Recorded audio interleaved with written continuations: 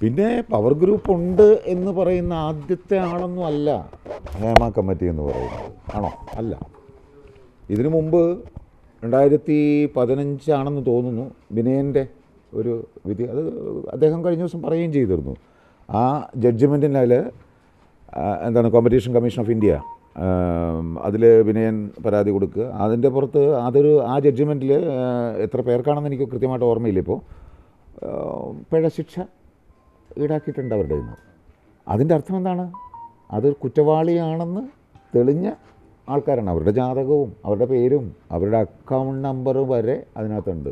അച്ഛന് ഈ റിപ്പോർട്ട് വരുന്നതിന് എത്രയോ വർഷം മുമ്പ് അച്ഛൻ മരണപ്പെട്ട് കഴിഞ്ഞിരിക്കും. പക്ഷേ ഇപ്പോഴും അച്ഛനാണ് അതിനകത്ത് ഹൈലൈറ്റ് എന്നുള്ളതാണ് അതിനകത്ത് ഏറ്റവും വലിയ എന്താണ് കോമഡി ആയിട്ട് എനിക്ക് തോന്നുന്നത്. അല്ലേ? ശരിയല്ലേ? വേറെ എന്താണ് അതിനെ പറ്റിയ വേറെ ആരും ഇല്ലേ എന്നുള്ളൊരു സംശയമാണ് അവിടെ വരുന്നത്. അതിനകത്ത് ഈ പറഞ്ഞതുപോലെ അച്ഛൻ ഇപ്പോഴും അതിനകത്തും അച്ഛനെക്കുറിച്ച് പറഞ്ഞിരിക്കുന്നതും ഈ പറഞ്ഞതുപോലെ മറ്റേ ഡൽഹി വിനയൻ്റെ ആ ജഡ്ജ്മെൻറ്റ് കോട്ട് ചെയ്തിട്ടാണ് അതിനകത്ത് പറഞ്ഞിരിക്കുന്നത്. തീർച്ചയായിട്ടും അതിൽ ഞാൻ മൊഴി കൊടുത്തിട്ടുള്ളതാണ്. എൻ്റെ പേര് ആ ജഡ്ജ്മെൻറ്റിലുണ്ട്. എന്തോ എൻ്റെ മൊഴി എടുത്തില്ല, എനിക്കറിയില്ല. ഏറ്റവും പുതിയ വാർത്തകളും വിശേഷങ്ങളും വിരൽത്തുമ്പിലറിയാൻ സീ മലയാളം ന്യൂസ് എല്ലാ ഡിജിറ്റൽ പ്ലാറ്റ്ഫോമുകളിലും ലഭ്യം.